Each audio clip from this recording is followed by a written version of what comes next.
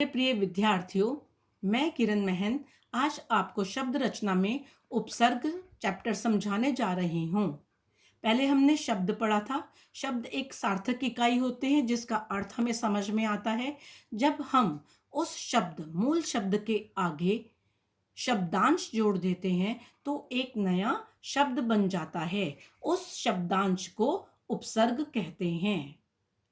जो शब्दांश किसी शब्द के आरंभ में यानी आगे जुड़कर उसके अर्थ में परिवर्तन ला देते हैं वे उपसर्ग कहलाते हैं।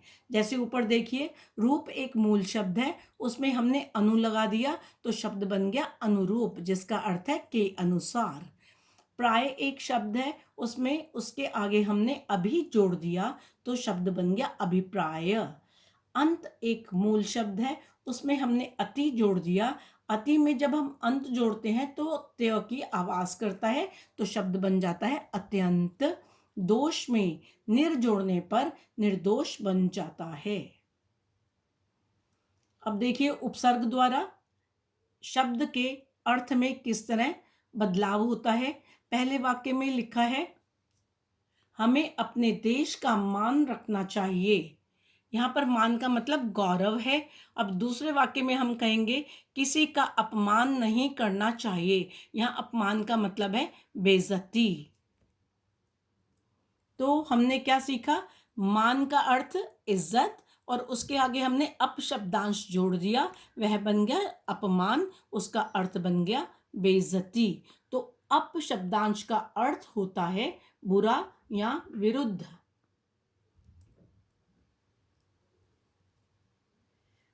अब उपसर्ग उर्दू के बारे में हम पढ़ने जा रहे हैं। उर्दू के उपसर्ग वे शब्दांश होते हैं जो उर्दू फारसी भाषा से हिंदी भाषा में प्रयोग किए जाते हैं, जैसे बिला, दर, ब आदि।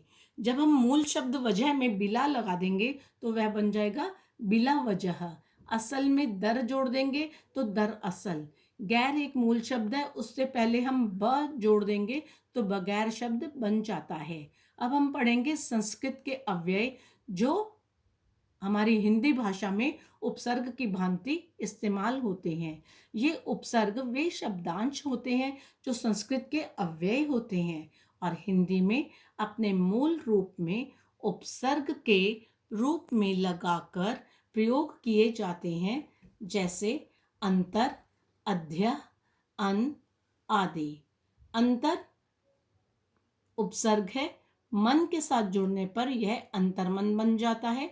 आदर एक मूल शब्द है, जिसमें हमने अन जोड़ दिया तो अनादर बन गया।